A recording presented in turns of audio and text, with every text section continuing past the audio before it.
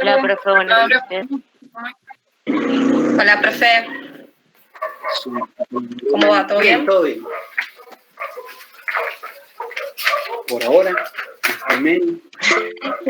Solamente Esperemos que siga siendo. todo bien. Esperemos que siga así. Activo el chat, que alguien escribió y no veo. Buenas noches, profe. Hola, Pablo. Ahí está. Bueno, ¿alguna duda con la clase anterior? ¿Algo que haya que volver a revisar, a explicar? O... ¿Se acuerdan que vimos las tres tensiones que nos permiten definir, que nos permiten pensar esta noción de derecho natural en Spinoza, ¿no? Y que habíamos terminado en esta formulación de la multitud que encuentra lo común, ¿no? Y eso como ámbito de definición de lo político, propiamente dicho.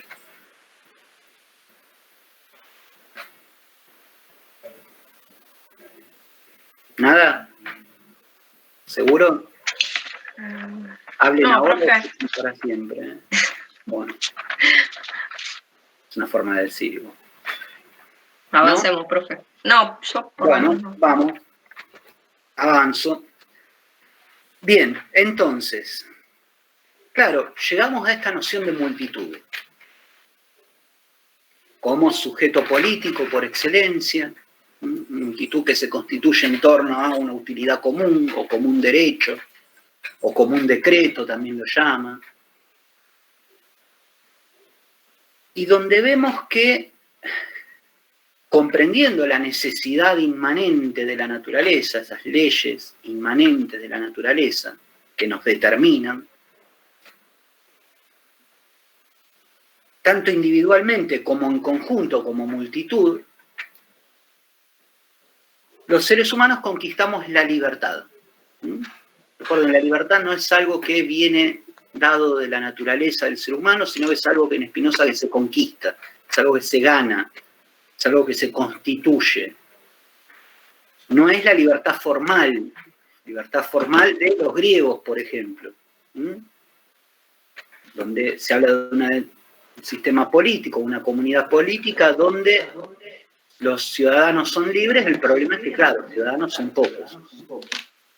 Las mujeres, los esclavos, los extranjeros no son ciudadanos para Aristóteles, por ejemplo. Acá hablamos de una libertad real, una libertad concreta, ¿no?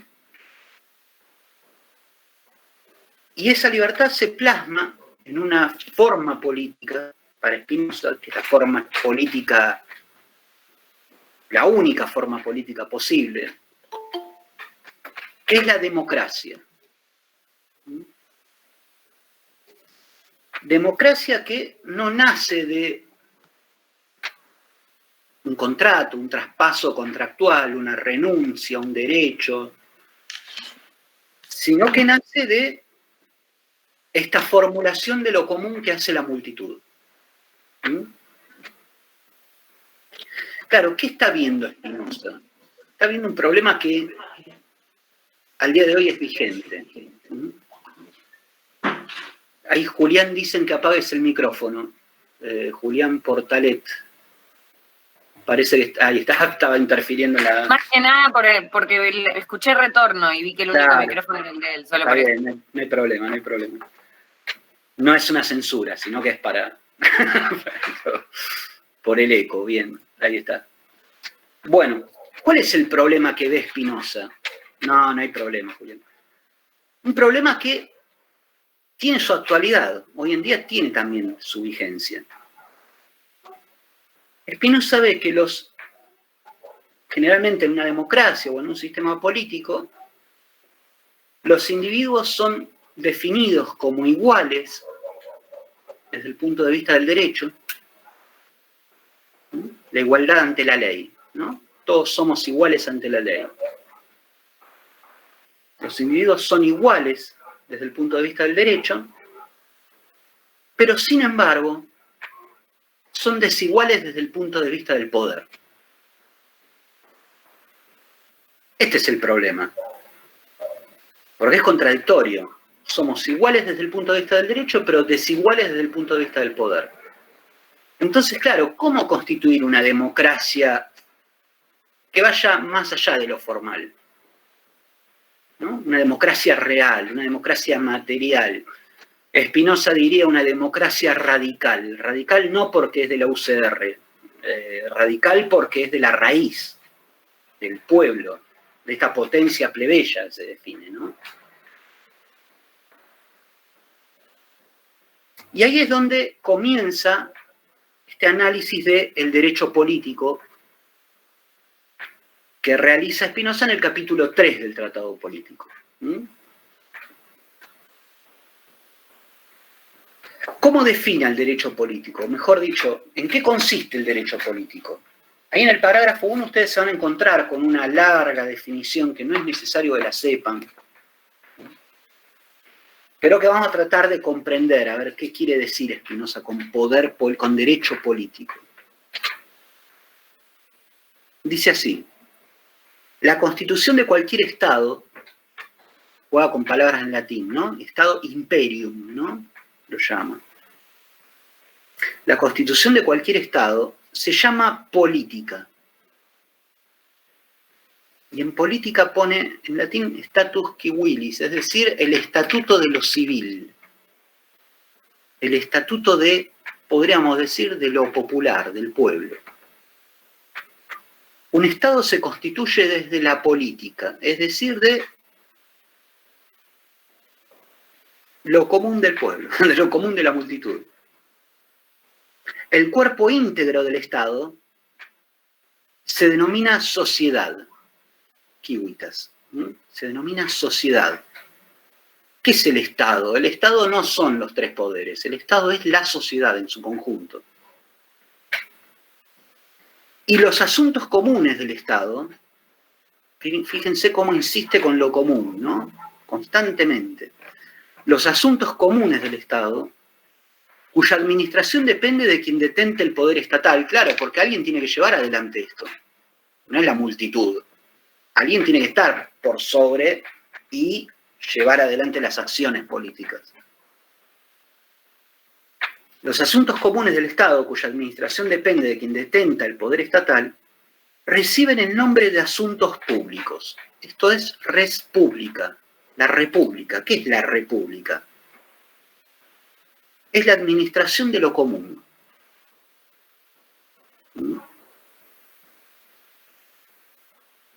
Digo, cuando se habla tanto de la república y los valores de la república y todo lo que se está hablando, tengamos en cuenta que en Spinoza república no son, o no es, mejor dicho, no sé, cómo se elige un juez, o cualquier otra cuestión, sino que república es los asuntos comunes del pueblo, los asuntos comunes de una ciudadanía. ¿Sí? Eso es república. Lo cual nos lleva a pensar qué se dice cuando se dice se está violando la república, ¿no? ¿Se está violando la democracia formal o se está violando justamente la constitución de lo común que hace que todos querramos lo mismo, en cierta forma? Y acá viene una distinción que sí es importante que sepan, que la tengan presente, ¿sí? Porque a los individuos que viven en una sociedad política, Spinoza les da una doble característica. Dice, por otra parte, los hombres, en cuanto gozan en virtud del derecho civil, que parece el derecho, este Estado, esta república, va a dar leyes, va a dictar leyes. Tienen que ver con lo común siempre, ¿no? Pero va a dar leyes. Los hombres, en cuanto gozan en virtud del derecho civil de todas las ventajas de la sociedad, se llaman ciudadanos. ¿Qué es un ciudadano? Es aquel que goza de las ventajas de la sociedad, ventajas que vienen dadas por el derecho. Súbditos, en cambio, en cuanto están obligados a obedecer los estatutos o leyes de dicha sociedad. Es decir, que nosotros, viviendo en este derecho político que plantea Spinoza, tenemos esta doble característica: ciudadanos en cuanto a gozar de los derechos y súbditos en cuanto que estamos obligados a obedecer las leyes que dicta esta sociedad. Estamos obligados a obedecer los estatutos o leyes que dicha sociedad se da a sí misma.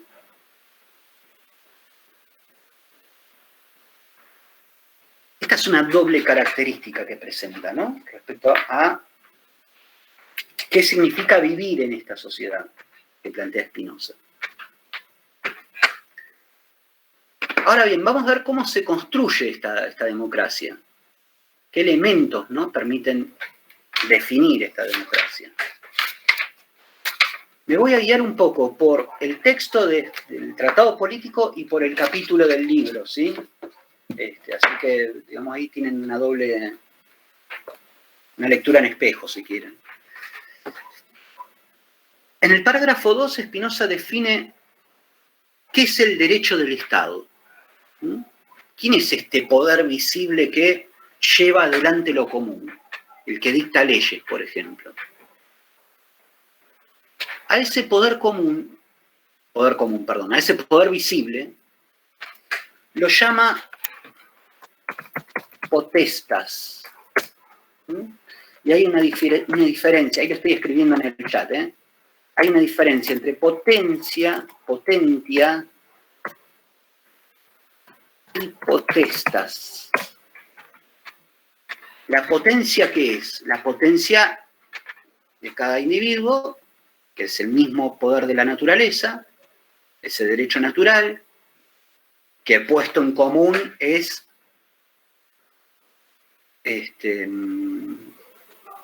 potencia de la multitud. ¿Sí? La potestas, o suprema potestad, como dice acá, supremas potestades, es ese poder visible, si quieren ustedes, es el gobierno, para decirlo de alguna manera. Es en quien la multitud ha confiado para que lleve adelante las políticas que derivan de lo común.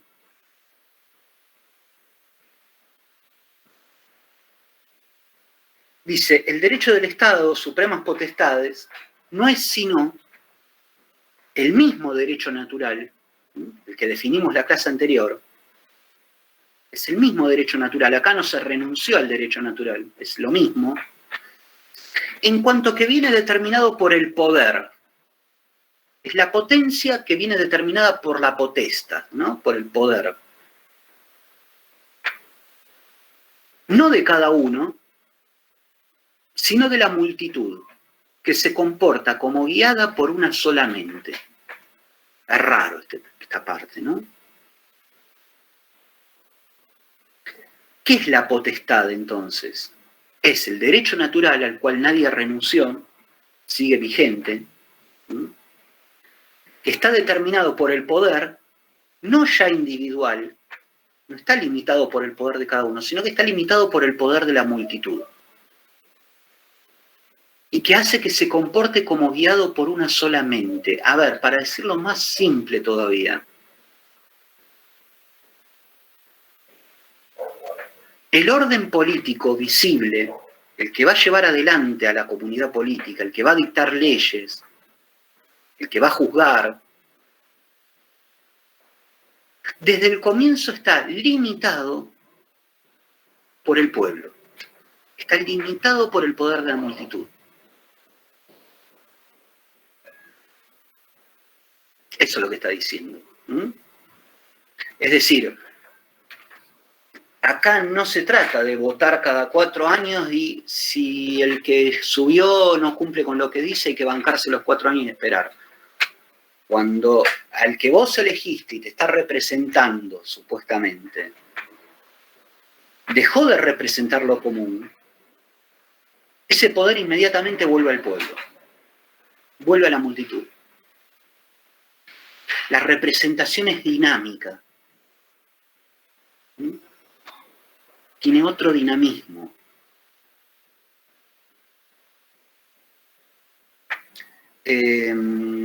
Y claro, de lo que se trata es de generar los mecanismos para limitar ese poder visible. El primer mecanismo, como ustedes habrán visto hasta acá, es todo esto que Spinoza plantea como dirección racional del deseo. Es decir, este conatus dirigido hacia la utilidad común, a maximizar la potencia infinita, etc. En el lenguaje político contemporáneo diríamos empoderarse. ¿Sí? Una sociedad empoderada es una sociedad, ¿puedo repetir qué cosa? A ver, claro, es el empoderamiento, ¿no? Esta potencia infinita en cuanto que es racional y dirigida hacia lo común, se llama empoderamiento, empoderarse. Una sociedad empoderada es aquella que sabe hacia dónde quiere ir. ¿Se entiende? Sabe qué es la utilidad común, que la define como tal. A ver, acá abandonamos el discurso del bien común. ¿Qué es el bien común? Y cada uno lo define como puede, ¿no? Generalmente el bien común es definido desde una esfera. ¿Qué sé yo? Y el bien común a lo mejor es limitar los derechos que vienen gozando los trabajadores en la Argentina porque acá nadie invierte. ¿Y eso qué? ¿Quién te dijo que es el bien común? Es el bien común para unos pocos, en todo caso, ¿no? ¿Qué es el bien común? ¿Desde dónde se define? Ahí está el gran problema. Y esto es lo que viene a plantear Spinoza. Lo común, o esto que nosotros postulamos como bien común que debe guiar a una sociedad, lo define siempre el pueblo. Y es el pueblo el que tiene claro qué es lo que quiere. Claro, para eso se tiene que formar el pueblo.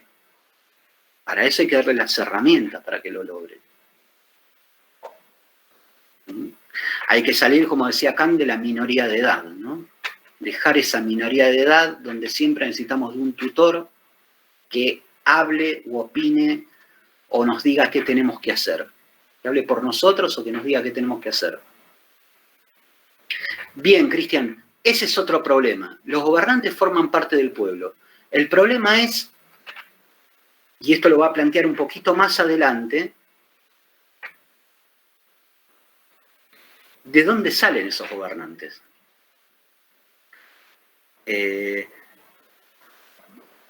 Para decirlo de otra manera, tenemos los gobernantes que generalmente nos merecemos, ¿no?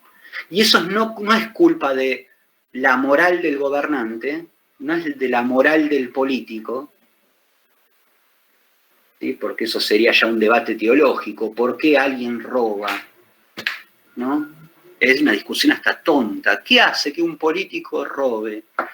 ¿Qué hace que un político espíe a los que están del otro lado, a los adversarios? ¿Qué hace que un político, qué sé yo qué hace eso? Es teología, es una discusión moral, no va a ningún lado. Cuando pensamos en tema del, digamos, desde la órbita del realismo político, que Spinoza está en esa teoría,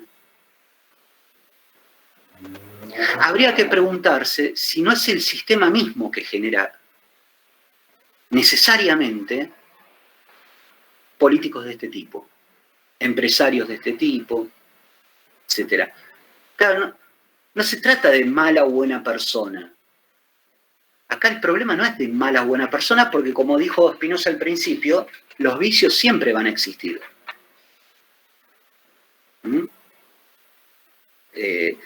Esperar que un político sea un ángel que baja del cielo y que quiera para nosotros lo mejor y que se inmole en nombre de la democracia, bueno, eso es un sueño. Eso no existe como tal. Habrá vicios mientras haya seres humanos, dice Spinoza, ¿no? Lo que va a decir es algo más grave todavía. Va a decir que en realidad el mal político, ¿no? O las malas políticas nacen de una sociedad que no se constituyó en torno a lo común. Entonces el problema no es las personas, el problema es el sistema. ¿Mm? Es el sistema el que está viciado, no es el político el que está viciado. ¿Cómo hace para autorregularse, Eugenia? ¿Quién? ¿El político? No. El político no va a querer autorregularse. En realidad, El pueblo, profe. El O sea, pueblo, ¿cómo hace para encauzarse y estar siempre como encauzándose en ese sentido común? Ah, bien. ¿Cómo hace el pueblo? Claro. Bien. Ahora lo vamos a ver. Ahora lo va a explicar él eso. El sistema está definido por nosotros ya sea por pasividad o por intención. Sí, ya te diría por pasividad, creo, por una parte. ¿Mm?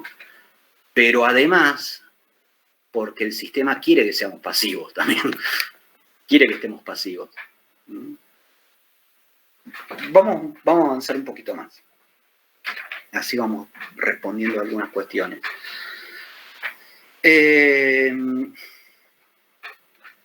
Entonces, ¿qué es el poder político?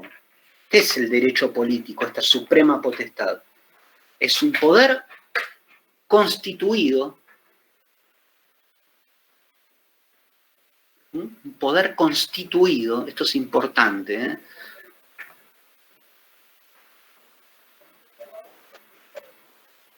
Y cuando digo poder constituido es poder visible, si quieren ustedes, ¿no? En tanto que son, si quieren ustedes, la cabeza del Estado, la cabeza del gobierno. Poder constituido que se constituye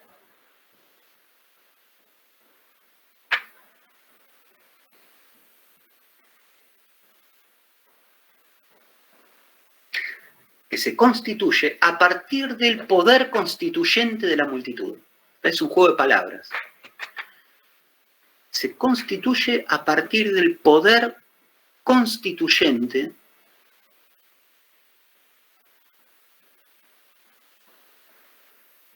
de la multitud.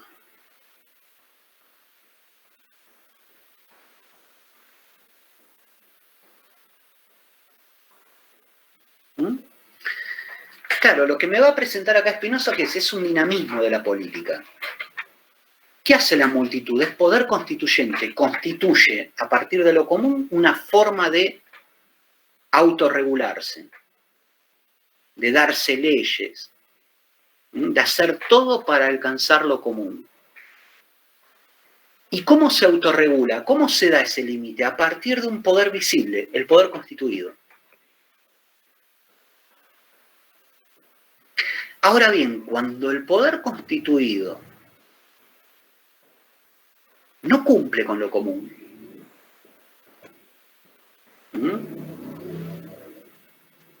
te prometen revolución productiva y salariazo y no cumplen con eso, ¿qué pasa ahí? ¿Hay que bancarse 4 años? No, el poder vuelve al pueblo. Y el pueblo se da otra vez un poder constituido. Las veces que sea necesario. El límite es tan grande, el límite que pone el pueblo, esto es inimaginado, ¿ven? Por eso es difícil de entender cómo se plasma esto en Spinoza. Bueno, esto de Spinoza en la realidad. Perdón, profe. Entonces, sí. ¿Qué sería el poder constituido que se constituye a partir del poder constituyente de la multitud? ¿Eso qué es? Perdón. Es rarísimo dicho así, ¿no? Sí, es raro. El poder constituido, ¿qué es? Es el poder visible, es el gobierno. Ok. ¿Sí? Que se constituye a partir de ¿quién? De la multitud. Sí. ¿Para qué? Y para que cumpla con lo común. Ahora bien, cuando no cumple con lo común, ese poder vuelve inmediatamente al pueblo. Están corriendo picada acá, no sé qué pasa. No sé si se escucha. ¿Se entendió ahí, Agustín? Sí, sí, perfecto. Es una dinámica, no es estático. Claro. ¿Y eso qué implica? Implica que ciudadanos, al mismo tiempo súbditos, ¿no? Estas dos formas de de la ciudadanía, por decirlo de alguna manera, sean activas, no pasivas. Ejerzan el poder, ejerzan ese empoderamiento, se hagan visibles, pongan límites. Habrá que crear mecanismos, claro, bueno, instituciones, por ejemplo. Obviamente, educación, que no es la educación cívica, como se da hoy en, no sé cómo se llama hoy en día. Una materia que cambian constantemente de nombre, ¿no? Es formar al ciudadanía, profe. Ciudadanía, ahí está, ¿ves? Es formar ciudadanía. Que no es solo saber las leyes, saber la Constitución, sino el saber y empezar a construir esa idea de lo común, de que nadie se salva solo en un país o en una comunidad. Sino que el derecho nace de la unión, de la vinculación con todos.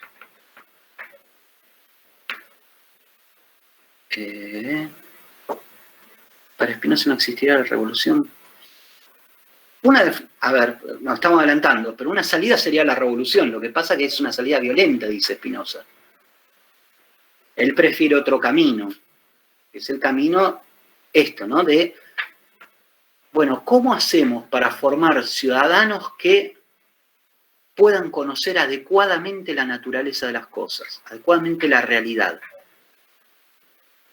A ver, para decirlo de una manera más actual, ¿cómo formamos ciudadanos que dejen de educarse por vía de YouTube, ¿no? Y viendo cuál es la conspiración que supuestamente está detrás de todo esto, y empiecen a conocer la realidad y a construir la realidad? Ojo, la universidad, no sé, Juan Cruz, si es buena la universidad en ese sentido.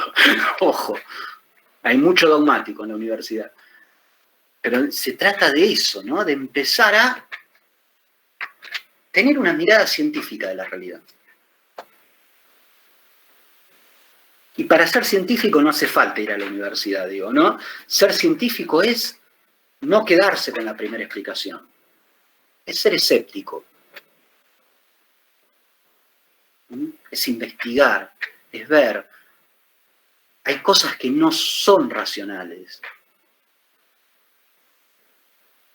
Perdón, les voy a dar un ejemplo que siempre me meto en el barro, pero bueno. A mí me hizo mucho ruido durante estos años escuchar que haya gente que justificaba de que había que pagar más por los servicios que teníamos. Parecía una locura, ¿no? Y no, en realidad es barato y hay que pagar más. ¿Cómo? ¿De dónde surge ese pagar más si yo estoy ganando poco?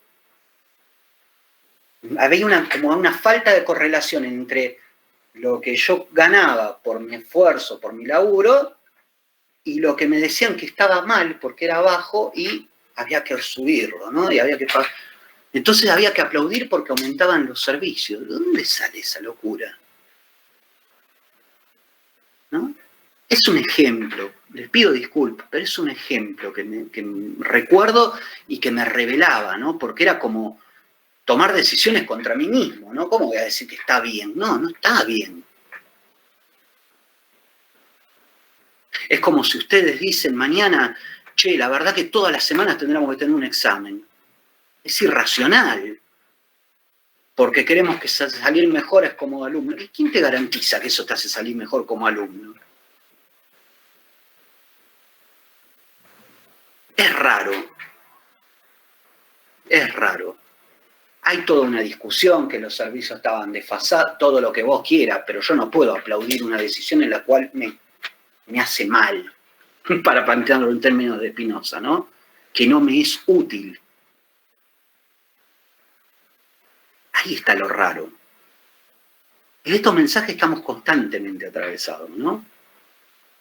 Bueno, eso implica no quedarse quieto y decir, ¿por qué? ¿De dónde viene esto? ¿Quién me hace pensar esto? ¿Cuál es ese imaginario, otra vez, la idea de Spinoza que hablamos en las primeras clases, ¿no? Esta idea de un imaginario que me hace creer que lucho por mi libertad y en realidad estoy luchando por mi esclavitud, ¿no? Y en vez de estar luchando por mi bienestar, estoy luchando por el bienestar de uno. Eso es conocer la causa adecuada. Eso es formación política, si quieren ustedes. ¿Mm? Una pregunta, profe. Sí. Cuando, volviendo al ejemplo que usted trajo a colación y el planteo sobre el cual usted lo hace, yo gano poco y es irracional de que me suban los servicios. Sí. Ahora, la pregunta sería, usted gana poco, los jubilados ganan poco, y esa persona que tiene un poder adquisitivo quizás un poco más amplio, ¿cuál es el común, esa causa común que desde ese lugar de la persona que más tiene sería la causa común con el que menos tiene? Porque algún argumento debería surgir, porque si para esa persona la causa es común, que pagamos poco, por eso por ahí, no sé, desde la calidad del servicio, o no sé si me expreso correctamente. No, te explicas. Mira, es la diferencia entre, si querés vos, una sociedad política o una clase política o un sistema político que busca, ¿no?, perteneciendo al capitalismo, al sistema capitalista, etcétera, que busca tener una burguesía nacional, es decir, una burguesía que busque generar riqueza, generar un PBI más alto en el país o invertir en el país o lo que vos quieras, y una plutocracia. Esa es la diferencia, sería, ¿no? Y acá lo que vos tuviste hasta hace un tiempito y hasta hoy, incluso, es una plutocracia. Es decir, 4 o 5 que quieren ser cada vez más ricos. Porque la contracara a esto me planteo, por ejemplo, hoy que se intenta debatir el impuesto de aquellos que tienen una riqueza superior, muy superior a la media. El común de la gente no lo ve mal, la muchedumbre no lo ve mal, que esos que exceden bajen parte de lo que tienen para aquellos que no tienen. O sea, sería como la contrapartida, la relación inversa, ¿no? Sí. ¿Y por qué se reacciona como se reacciona? Igual habría que ver si la muchedumbre o la gran parte de la gente lo ve bien. Yo no sé hasta qué punto todos lo ven bien. Hay mucha gente que está abajo del foso y lo ve mal. Y eso es lo preocupante. No, porque, por ejemplo, un jubilado, digamos, el jubilado que gana poco, te dice, no, está bien, porque, o sea, si bien yo trabajé tantos años, aporté tantos años, no puede ser que estoy el último eslabón y de repente alguien que cobra un plan gane más que yo. Porque por el solo hecho de que tiene un hijo, o 2 o 3, y ver reforzada esa cuestión, cosa que no sucede con los jubilados, por ejemplo, ¿no? O sea, tratando de buscar un fundamento o un argumento racional, ¿no? Por eso lo planteo, porque me genera esta inquietud, porque si la muchedumbre, me tengo que limitar a que la muchedumbre tengo que mirarla desde la persona que tiene un poder adquisitivo alto, no sé si la mayoría tiene un nivel alto. Sí. Por eso era mi inquietud, y es como entender la relación inversa ante el planteo del ejemplo que usted dio. Sí. Sí, digo, habría que ver, ahí hay que pensar, ¿no? Evidentemente algo funciona para que se piense al revés, digo. Hay mucha gente que piensa en ese sentido, de que está mal ese impuesto, por ejemplo. Nada que ver y perdón que le pregunte y puede elegir no responder, pero... No, decime.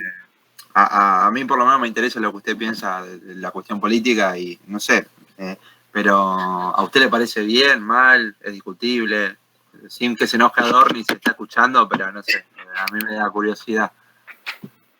No sé.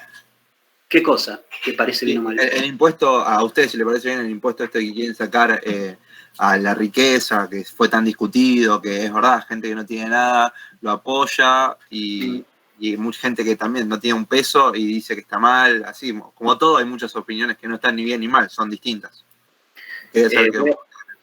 Que no se enoje el muchacho este por ahí, ¿no? No, obvio. Me parece mal que sea una sola vez. Ah, sí, para usted debería ser como... Sí. Y sí. Sí. Pero ojo, como cualquier país racional y liberal y capitalista, ese precio. ¿Usted cree en el liberalismo? ¿Le gusta como modelo, como partido, como modelo político? Sí, como modelo político sí, siempre y cuando tengamos un verdadero liberalismo. Es un verdadero liberalismo. Tampoco es que me gusta. Sí. Prefiero eso antes que esto. ¿Qué es un verdadero liberalismo?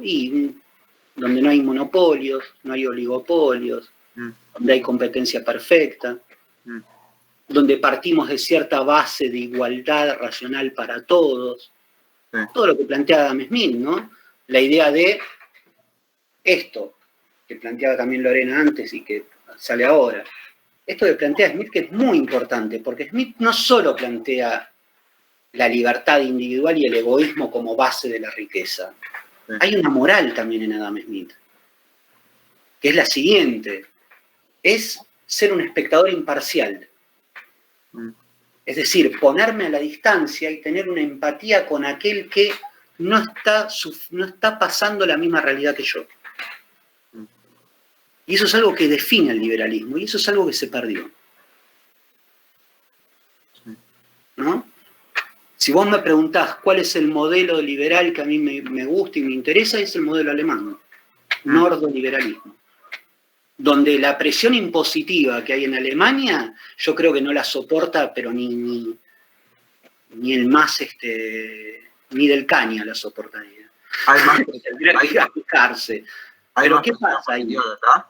¿Cómo? En Alemania hay más presión impositiva que acá. Tremenda presión impositiva. ¿Cuál es la diferencia? Que todos tienen un nivel más alto, entonces no afecta tanto. Bueno, lo que pasa es que todos tienen un nivel más alto también porque ahí está, en realidad no es eso. Es una mayor presión impositiva y todos tienen un nivel más alto porque esos impuestos vuelven. Claro. Ahí está la cuestión. Y aparte me imagino que de verdad el impuesto lo paga el que más tiene, por así decirlo, porque por ejemplo acá el impuesto del que más se recauda es del IVA, o sea, el que pagamos vos, yo, gente que no tiene ni dos mangos, o sea, es ilógico, es lo que pienso. Coincido totalmente. Son impuestos regresivos. Por eso, digamos, están los regresivos y los progresivos, ¿no? Sí. Poner un impuesto a la riqueza es un impuesto progresivo, y eso en Alemania es algo que está. La presión impositiva es tal que yo siempre me río de el Versteuern, ¿no? El impuesto a la televisión. Maravilloso ese impuesto. Impuesto a la televisión pública. Hay 5 canales, depende del Bundes, ¿no? Depende de la región. Y vos decidís a qué canal pagarle el impuesto. Pero claro, ¿eso qué hace? Hace que el canal ese no tengas ni un Pablo Dugan, ni un, ¿cómo se llama ni un Lanata, ¿entendés? Tenés un tipo que objetivamente te va a tratar de decir las cosas como son. Tenés Entonces, un Novarecio. aportando a ese canal. Cuando ese canal se vende a uno o a otro, deja de pagarle. Tenés un Novarecio por programa, digamos, un periodista. Ponele. Claro. Novarecio no sé. Pero una pregunta. Otro impuesto maravilloso es el impuesto a la religión. No, genial, es el impuesto a la religión es maravilloso. Vos pagás a la religión a la que pertenecés. Pero son tipo impuestos obligatorios, a la que quieras, pero tenés que pagar. Obligatorio, totalmente obligatorio. Hay niveles. Y si sos ateo, también tenés que pagar. La burocracia que existe en Alemania es increíble. Por todo tenés que hacer un papel. Ahora, una pregunta, no solo la Además que burocracia, funciona. sino... ¿No? Entonces hay que ver por qué funciona. Si vos me preguntás por qué funciona, y yo te voy a decir, Spinoza era holandés, fíjate, Holanda, Alemania, Suecia, Noruega, están todos cerca. Algo pasó ahí que acá no pasó. ¿Será la conciencia colectiva o tendrá también que ver el bajo nivel de corrupción? Porque, digamos... Es que hay bajo nivel de corrupción porque el sistema no admite la corrupción en sí mismo. Es lo que vamos a ver hoy con Spinoza. Pero porque existe una conciencia colectiva... El cual lo domina el miedo, genera eso. La gente por inercia actúa, la gente como un ganado actúa. No tiene autonomía política. Entonces, en una sociedad donde no hay autonomía política, es muy fácil que 2 o 3 o 5 o 10 se te metan ahí y hagan destrozos. Bueno, profe, pero sin ir muy lejos, Sí. En Estados Unidos, si uno debe mínimo de 2 a 3 años del impuesto inmobiliario, otra persona viene y se lo paga y se queda con tu casa. No existe la chance acá de que no pago el ABL, no pago rentas y después meto un plan de pagos en 30 años. Allá si debes de ya 2 años, viene otra persona y se queda con tu casa directamente. Claro, pero ¿sabes cuál es el drama también ahí, Jessica? Que acá te viene algo como lo que vivimos, o incluso como ahora que estamos bastante complicados, y no podés pagar el ABL. Entonces es un drama también. Eso no lo discuto, eso yo no lo discuto para nada, pero digo que tienen como también otro régimen de pago y la gente está acostumbrada a otra cosa. Es como que nosotros estamos acostumbrados a, bueno, obviamente que es lo primero que dejamos de pagar es ese tipo de impuestos porque no te alcanza para comer. Sí, son otras realidades también. No, estamos hablando de una inflación de 0,2% anual. Te baja la nafta ya, te baja la nafta, es otra cosa. Fíjense que estoy en el capítulo 5, parágrafo 4 del Tratado Político. Dice, de una sociedad cuyos súbditos no empuñan las armas porque son presa del terror, no cabe decir que goce de paz, sino más bien que no está en guerra. La paz, en efecto, no es la privación de guerra, sino una virtud que brota de la fortaleza del alma, ya que la obediencia es la voluntad constante de ejecutar aquello que por decreto general de la sociedad es obligatorio hacer. Hasta ahí vamos, ¿no? Dice algo normal, ¿no? Por lo demás, y acá viene lo importante, aquella sociedad cuya paz depende de la inercia de unos súbditos que se comportan como ganado, porque solo saben actuar como esclavos, merece más bien el nombre de soledad antes que el de sociedad. Este es el problema. ¿Qué pasa cuando tenemos un sistema político que genera una paz, una calma chicha, diríamos, ¿no? Algo donde no pasa nada, donde vamos siendo llevados de un lado al otro, como una inercia? Ese sistema político, o en ese sistema político no hay ciudadanos, hay esclavos. No es sociedad, es soledad. Te sentís solo. Sentís que por más esfuerzo que hagas, nunca vas a llegar. ¿Por qué no vas a llegar? Porque no están dadas las condiciones de igualdad originaria en la cual todos tenemos que partir para ver cómo llegamos a eso común. Por eso de vuelta digo, lo importante acá es la igualdad en un punto.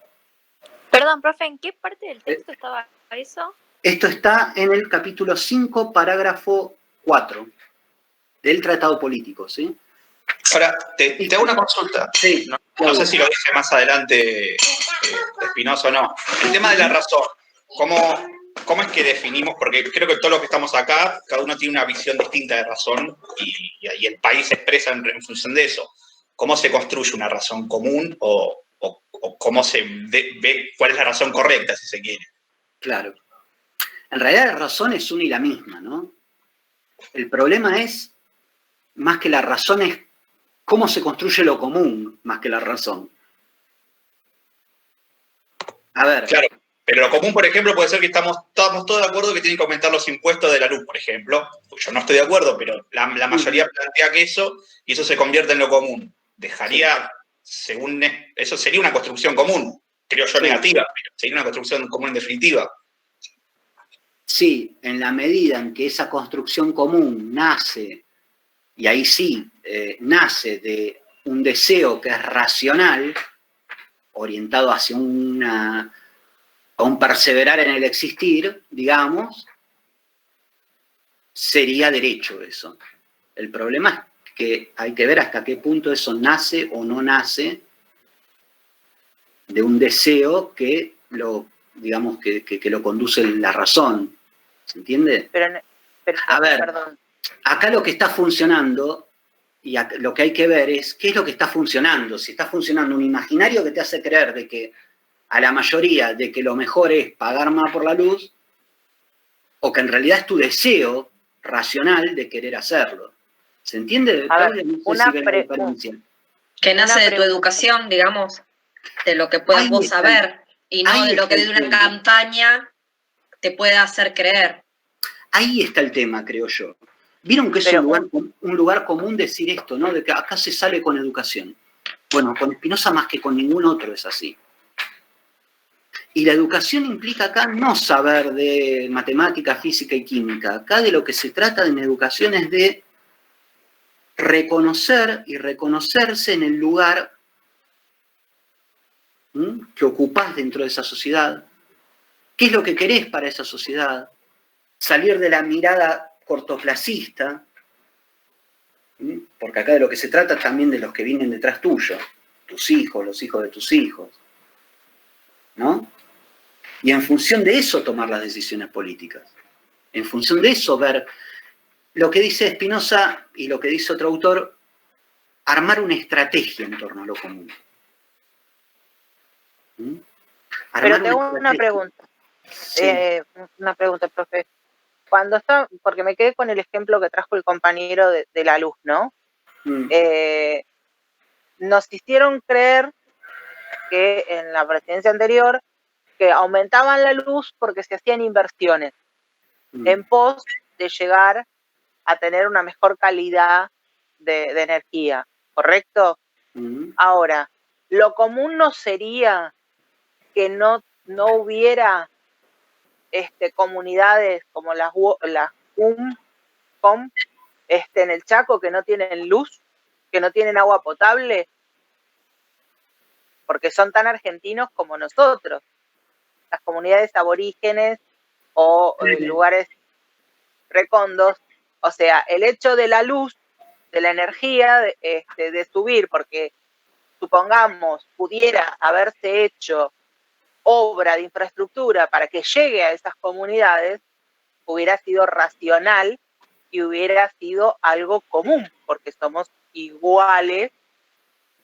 Sí, siempre y cuando creas que vos, digamos, el problema, ¿sabes cuál es acá? Que hay mucha gente que cree que los COM no son ciudadanos argentinos.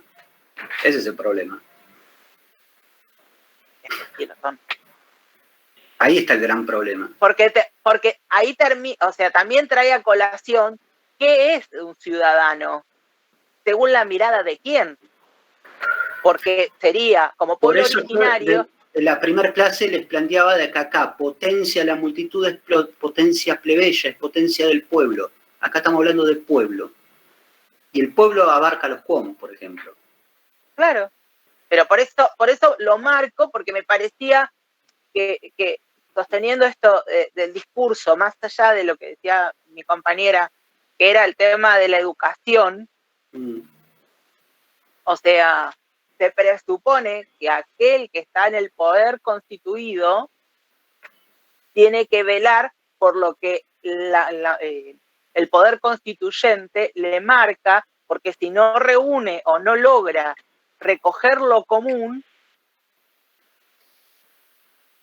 ese dinamismo que plantea Spinoza de la democracia. Pero ¿cuál es el problema con lo que vos estás planteando? Que vos lo estás planteando en este sistema. ¿Qué diría Spinoza? Spinoza diría, este sistema ya está viciado. Hay que hacer un nuevo sistema. Por eso la lógica de poder constituyente, poder constituido. A ver, para decirlo en otros términos, hay que reconstituir la nación acá. Ese es el problema.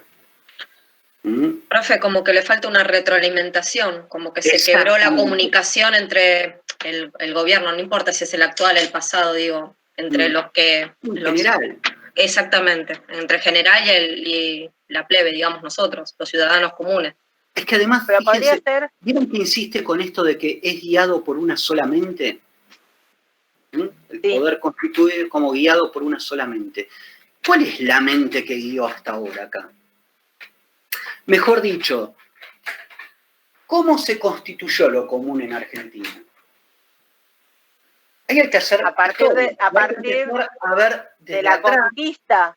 Hay que empezar a ver para atrás y decir, bueno, a ver, ¿cómo se constituyó esta comunidad política llamada Argentina? ¿Y qué fue lo común que la constituyó? Es que no hubo eso para mí, nunca lo hubo. Claro que no hubo. Ahí viene lo de los POM. Los POM quedaron afuera de esa definición de lo común. El gaucho quedó afuera dentro de esa definición de lo común. En realidad quedaron... Se integra cuando se define Argentina como país agrario. Y se lo mete como modelo, pero el gaucho no era eso. Por poner un ejemplo. Pero podría ser una lectura que en algún momento, no me acuerdo si del secundario, la lectura que se había hecho, o por lo menos que me transfirieron a algún docente, era: el problema de América Latina es de México para abajo, porque se van repitiendo estas situaciones en lo que es América Latina, es que fuimos conquistados, a diferencia de Estados Unidos, que fue colonizado y doblegó a los pueblos originarios. Sí, y hay otra cosa, además, ¿no? De eso. Porque esto es en el origen, pero digo, claro, pero cuando se construye la idea de nación en Argentina y en América Latina en general, digamos, ¿cómo se llega al Estado-nación? Y hubo distintos procesos. Hay un sociólogo muy interesante, llamado Barrington Moore, sociólogo, historiador. El tipo plantea dos formas de construcción del Estado-nación históricas, tres, pero vamos a dejarla en dos que son más simples de ver. Una es desde arriba y otra es desde abajo. Desde abajo, por ejemplo, ustedes tienen Francia, ¿no? La República Francesa, con sus idas y sus vueltas, con todos sus idas y venires, es un proceso que comienza desde abajo. ¿Con quién? Con la Revolución Francesa. La Revolución Inglesa, vamos a ver después también, ¿no? Con Locke, esto. Nacen desde abajo y desde abajo construyen hacia arriba. Se construyen derechos, se construyen divisiones sociales y de poder, etcétera, ¿no? Pero en este caso... Ahora, hubo otra construcción de este Estado-nación a lo largo de la historia que es desde arriba. Es decir, es desde una clase o desde un poder que se constituye como Estado y desde ahí baja una organización, baja un derecho, baja una ley, baja una forma de definir al ciudadano. Y toda esa construcción desde arriba hacia abajo define de algún modo la política en ese lugar. Por ejemplo, en Argentina eso se ve claro en la degeneración del 80. Es la construcción de un Estado-nación desde la élite, desde arriba hacia abajo. Incluso, en el caso del peronismo. El peronismo es la construcción desde arriba de ciertos derechos, de ciertas garantías, de ciertas libertades a una clase social que está abajo y que directamente no luchó por eso.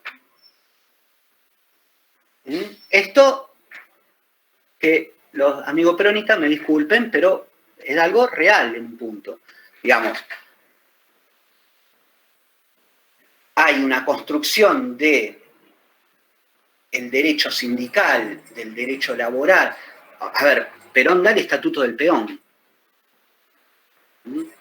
Y los peones no estaban revolucionando ahí en los campos y quemándole los campos a los... No, no pasó eso.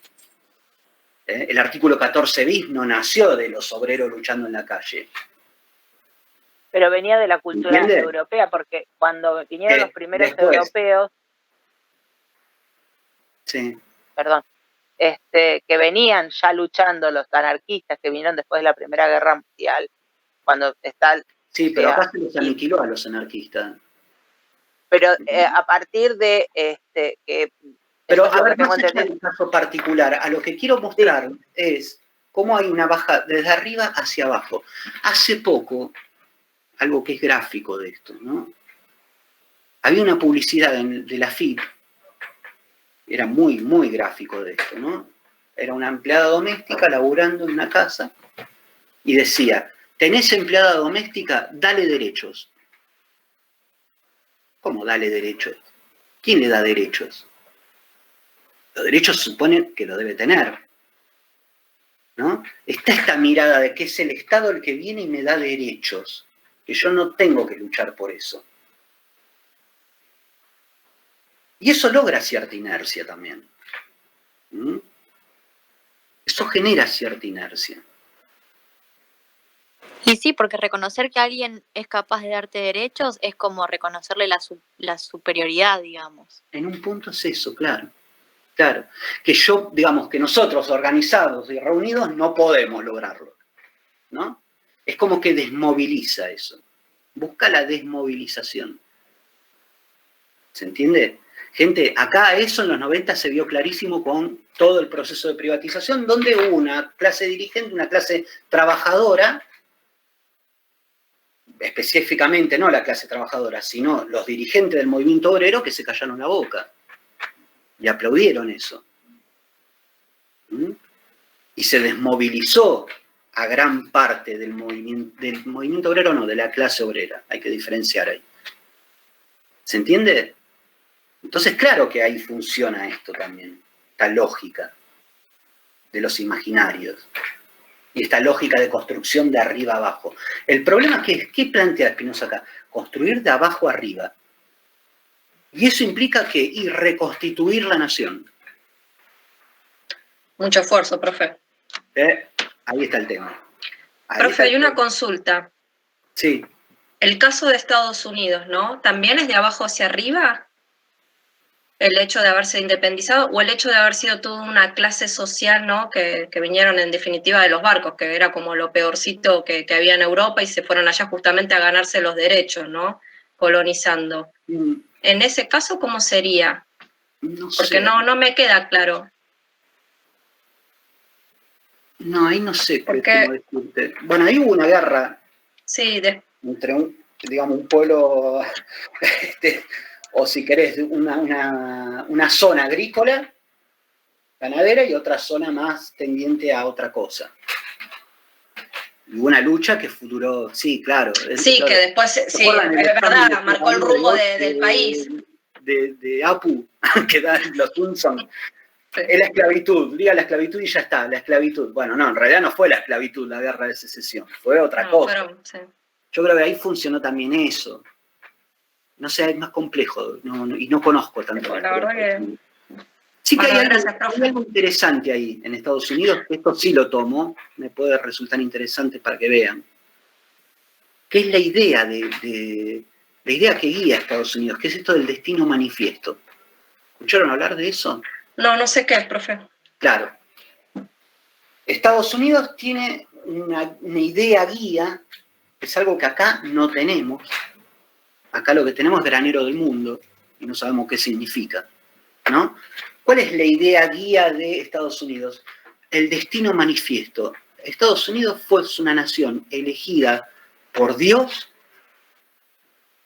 es una nación elegida por Dios para expandirse, para expandir su libertad, porque es el reino de la libertad que se debe expandir a todo el mundo.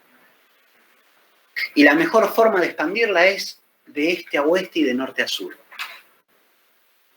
Cuando ustedes ven la conquista del oeste, todas estas películas de vaquero y todo eso, detrás de eso está la doctrina del destino manifiesto, es llegar a la otra costa. es expandirse de este a oeste, abarcar todo.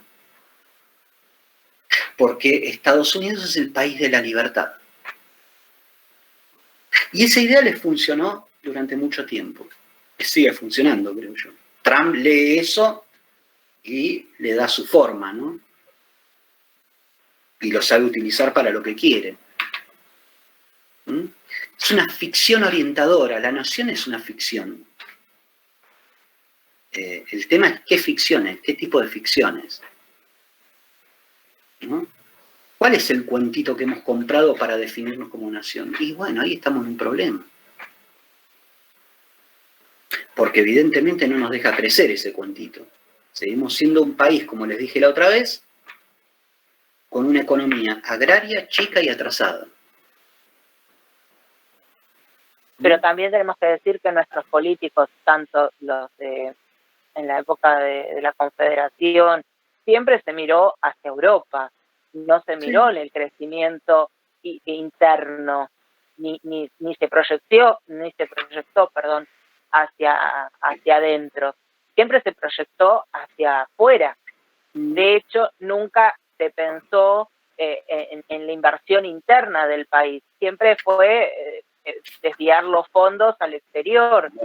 Entonces, ahí lo que hay que pensar es cuando uno dice queremos ser como algunos países y nos ponemos modelos de países, esos países existen porque hay otros que, digamos, les sirven de patio trasero, ¿no? Y les sirve A ver,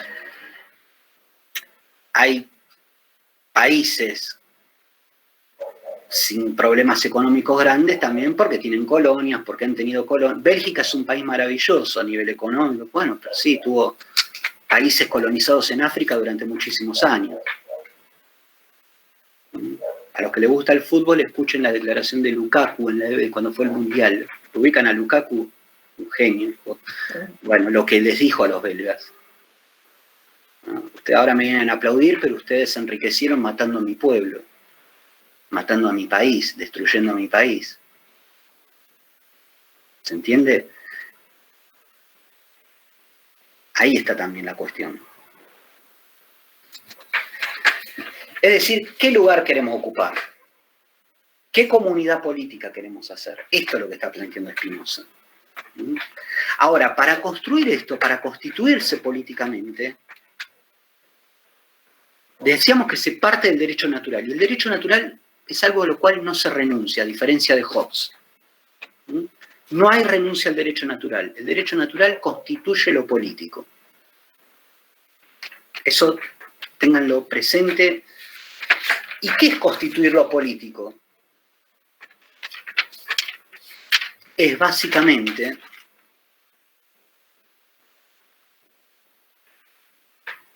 darle una forma política, dar una suprema potestad que dicte leyes, que interprete esas leyes cuando surge una duda, decidir acorde al derecho, declarar la guerra o establecer la paz. Todo esto es lo que genera, lo que hace, digamos, el Estado, ¿no? Como derecho político. ¿Qué más? A ver, estoy yendo más rápido porque se nos hizo tarde, pero a ver. Fíjense este parágrafo. Hablando un poco de todo un poco, ¿no? La construcción de imaginarios, sobre todo. Por consiguiente, para que la sociedad sea autónoma, tiene que mantener los motivos del miedo y del respeto. De lo contrario, deja de existir la sociedad. Pues para aquellos o aquel que detenta el poder del Estado, el gobernante, pongamos, es tan imposible correr borracho o desnudo con prostitutas por las plazas, hacer el payaso, violar o despreciar abiertamente las leyes por él dictadas, y al mismo tiempo mantener la majestad estatal, como lo es ser y a la vez no ser.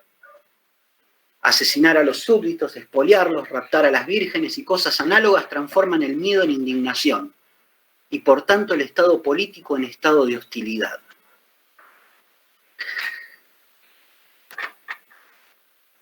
yo les pido disculpas, pero cada vez que leo esto, me acuerdo de gente que nos manda a no ahorrar en dólares y que después te enterás que ahorran en dólares, o a gente que te dice que este país se saca trabajando y se la pasaron mucho tiempo en una reposera. ¿Mm? Para que una sociedad sea autónoma tienen que existir los motivos del miedo y del respeto, si no deja de existir la sociedad. ¿Y qué quiere decir el miedo y el respeto? ¿Al pueblo? No. Miedo y respeto del gobernante. Siempre es limitado el gobernante. ¿Mm?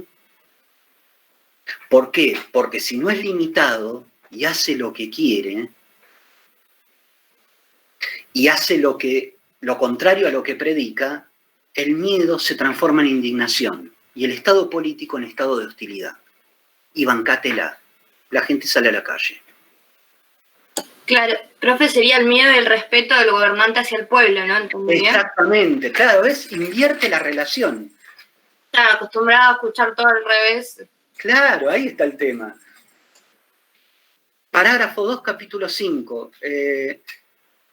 La mejor constitución de un Estado se deduce fácilmente del fin del Estado político, que no es otro que la paz y la seguridad de la vida.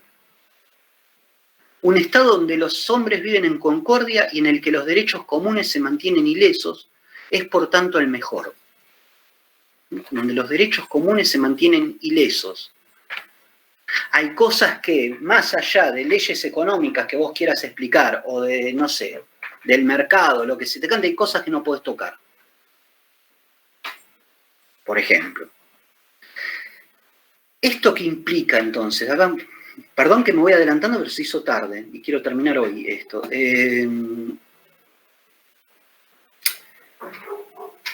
Implica educación, implica, acá lo dice, los seres humanos no nacen civilizados, sino que se hacen. Deben ser formados políticamente.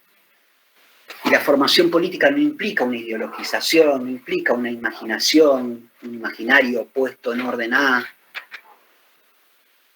sino que implica esta construcción de la nación como lo común, la construcción de lo político como lo común. Y lo último, y acá es donde se va a ver un poco mejor la diferencia esta de lo que es una sociedad libre y una sociedad esclava. Una sociedad libre y una sociedad que va por inercia, como un ganado, ¿no? Estoy en el parágrafo 6 del capítulo 5. Cuando digo que el Estado está constitucionalmente orientado al fin indicado, me refiero al instaurado por una multitud libre, y no al adquirido por derecho de guerra sobre esa multitud. Porque una multitud libre se guía más por la esperanza que por el miedo, mientras que la sojuzgada se guía más por el miedo que por la esperanza. Y analicemos, la otra vez yo les di el ejemplo de estas famosas campañas del miedo que cada tanto aparecen, ¿no? Tenemos miedo a perder las pocas cosas que tenemos, cuando en realidad tenemos que tener esperanza de lograr todo lo que deseamos, todo lo que nos merecemos. Hay que invertir la cabeza acá, ese es el problema. Aquella, es decir, la sociedad basada en la esperanza, procura cultivar la vida. La sociedad basada en el miedo, en cambio, evita simplemente la muerte, quiere durar. Se trata solamente de durar. Y acá no se trata de durar. Se trata de hambre de eternidad. ¿Se acuerdan que les dije? Nosotros sentimos y experimentamos que somos eternos, dice Spinoza. Entonces no es durar. ¿Qué viene después de nosotros? ¿Quiénes vienen? ¿Qué le vamos a dejar? La sojuzgada se guía más por el miedo que por la esperanza. Es decir, que la suerte de los que vienen atrás la determinamos nosotros por nuestra cobardía. Aquella, en efecto, procura cultivar la vida. Esta, en cambio, evitar simplemente la muerte. Aquella, repito, procura vivir para sí. Mientras que esta, por fuerza del vencedor. Esta es por fuerza del vencedor. Por eso decimos que la segunda es esclava, una sociedad basada en el miedo, es una sociedad esclava, y la primera es libre. Esa es la diferencia. Profe, esto que dice de evitar simplemente la muerte me hace acordar como a lo del estado natural de Hobbes, ¿no? Como que Claro. estaban ahí a la espera y expectantes de sobrevivir un poco, Exacto. de durar. Exacto, ¿no? Es un peligro esto de querer durar. ¿Durar para qué? ¿Para qué queremos durar tantos años? ¿No? ¿Qué es lo que viene después?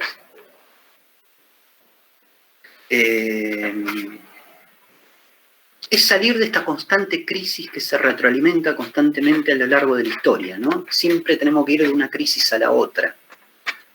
Recuerden que yo parto de una mirada donde para mí la economía no es algo que debe ser leído como se lee la física o como se lee la biología. La economía es una ciencia social creada por seres humanos, por lo tanto, yo no creo que la economía o el mercado sean lo mismo que un organismo viviente, donde hay equilibrios, desequilibrios que solo se van. Tengo fiebre y la fiebre me mata el bicho que se me metió adentro del cuerpo. No, no es así. ¿No? No hay una mano invisible que viene. Eso es religión, eso es teología.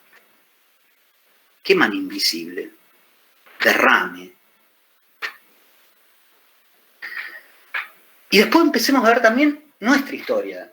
El otro día estaba viendo un video muy viejo de María Julia Alzogaray. María Julia Alzogaray era representante del liberalismo en Argentina con el padre. Miren el liberalismo que hay en Argentina, que la representante del Partido Liberal decía que la libertad es un venenito que se te mete de a poquito y que no te deja pensar. Ese es el liberalismo que tenemos, ¿no?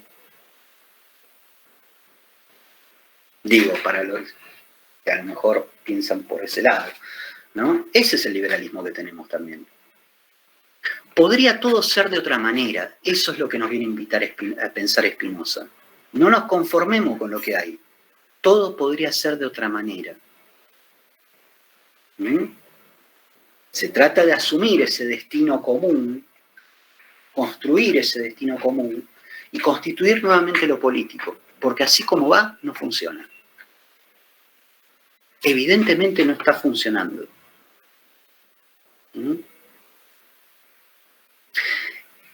Y otra, mira, me olvidé, otra cosa más, que era lo que respondió un poco lo que decíamos antes. Acá el problema no es el político. Esto no se soluciona haciendo una cárcel donde todos están presos, no se soluciona así. ¿Sabe por qué? Porque van a aparecer otros. Porque la naturaleza es una la misma en todos y siempre habrá vicios mientras haya hombres, dijo Spinoza. Entonces el problema no es moral. Es el sistema el que da a esta gente. Es el sistema el que da gente que tira bolsos con plata y es el sistema el que da gente que espía a otros. Los necesita, se alimenta de eso. Entonces no se trata de una reforma moral, una reforma... No, eso es, otra vez, teología. Se trata de una reforma de lo político. Hay que hacer de vuelta esta sociedad, hay que reconstruirla sobre otras bases propiamente democráticas. Tampoco es el discurso de la institución, ¿no? La división de poderes y todo, sí, eso está bárbaro, pero eso se tiene que sostener en algo. Si tengo 3 poderes bien divididos, pero no ayudan al pueblo, no sirven. Eso es lo que viene a plantear Spinoza. Como dijo alguien recién, no estamos acostumbrados a pensarlo así. Da vuelta la tortilla, está todo al revés. Che, parece que somos más importantes de lo que nos hicieron creer. El pueblo parece que es importante, es determinante. Y claro que lo es. Mirá en el 2001, cuando salimos a la calle todos. ¿Qué pasó? Después no pasó nada, pero al principio... Bien. O mal, o no sé. Con esto terminamos Spinoza. Yo creo que da más para leerlo, que lo lean ustedes y que hagan sus propias lecturas, que A mí a veces me sale, pero bueno, trato de no, que yo les presente mi lectura. Léanlo, piénsenlo, busquen esa resonancia con lo de hoy, con lo que nos está pasando, con lo que nos pasó. El segundo parcial es la anteúltima semana. No sé qué semana es. Todavía no sé, de hecho, cuál. ¿De octubre, profe, o de noviembre? No, de clases. ¿Cuándo terminan las clases? Ah, en noviembre. ¿Pero qué fecha? Ah, no sé, el 30, calculo. Más o menos. 28 me parece. Bueno, ponele, si es el 28, porque yo tengo un despelote porque... El segundo parcial era el 20, creo. Va, yo noté eso. A ver, 28... 28 de noviembre, sábado. 27. 27, profe, estaba anotado. Ah, no, Bueno, entonces sería el 20. recuperatorio. Tiene razón, el 20. Sí, sí. El 20 es el segundo parcial, 27 El recuperatorio. 27 el recuperatorio. 20, ahí está, sí, Juan Cruz. Perfecto. Es un pecado poner hielo a la birra, sí, olvídate. Andá, Juan. Ok, gracias. Bueno, ¿listo entonces? La clase que viene comenzamos LOC y ahí me voy a poner más liberal, ahí ya me voy a poner más. Sale el sol. Listo entonces. Bueno, buen fin de semana.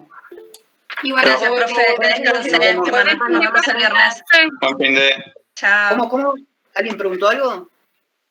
Ah. Bueno, no. Pensé. Chau. Buen fin de... Buen fin de... Chau.